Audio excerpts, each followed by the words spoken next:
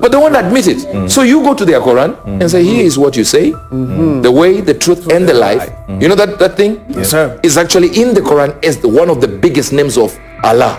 Whoa. Exactly. Hello, brothers and sisters. In a recent sermon, Prophet Uebert Angel addressed a challenging question often posed by Muslims to Christians. Where did Jesus explicitly say, I am God? This question has long been a pivot around which many interfaith debates revolve. But Prophet Angel, with his characteristic strategic approach, flipped the script. He didn't just resort to Christian scriptures, he extended his reach into the Islamic holy book, the Quran, to make a groundbreaking point. This brings us to a dramatic pause in our story. Watch this powerful clip and we will be right back. Come on. And for those Christians that you don't know what you guys talking about, where they say to you, have you ever heard Muslims asking you, telling you the question that, ask the question that, yeah, where did Jesus say, I am God? You can't answer that question until you get in their Quran and realize that God in the Quran cannot share a name with a human being. And the biggest name of God is here. It says he is the beginning and the end. So you are waiting to prove to a Muslim that Jesus said, I'm God here. Don't do that. Go to his Muslim book.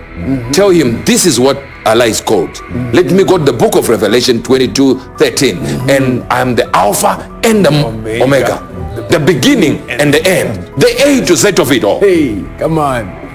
So you are going with, they know where you are going. So they will start telling you that no.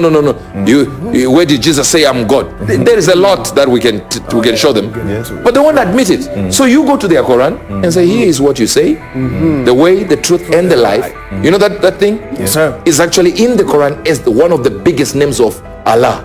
Whoa. Exactly.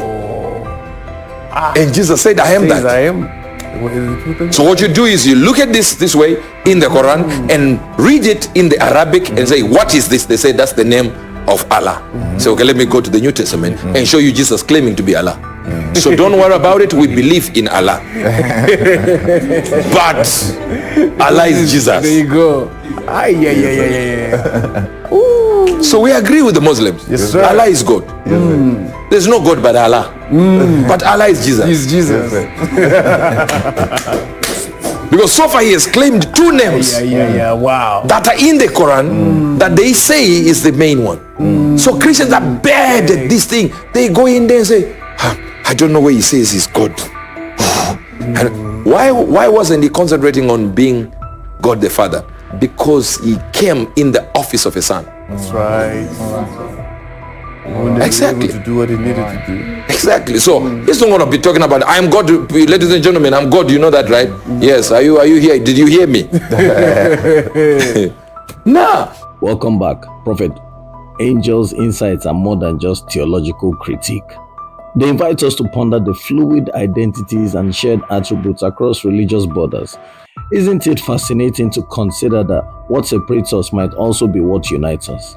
In the biblical narrative, Jesus did indeed claim divinity, not by explicit phrase, I am God, but through his actions, miracles, and his profound statement, before Abraham was, I am, in John chapter 8, verse 58, echoing the eternal I am presence of God described in the Old Testament.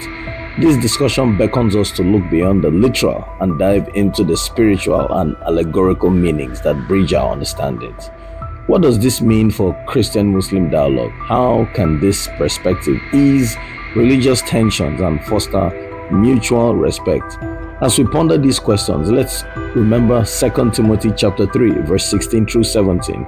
It says, all scripture is God-breathed and is used for teaching, rebuking, correcting, and training in righteousness, so that the servant of God may be thoroughly equipped for every good work.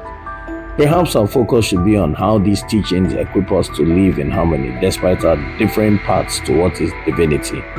I encourage you to share your thoughts, comments, and insights. Don't forget to like, share, and subscribe for more enriching discussions.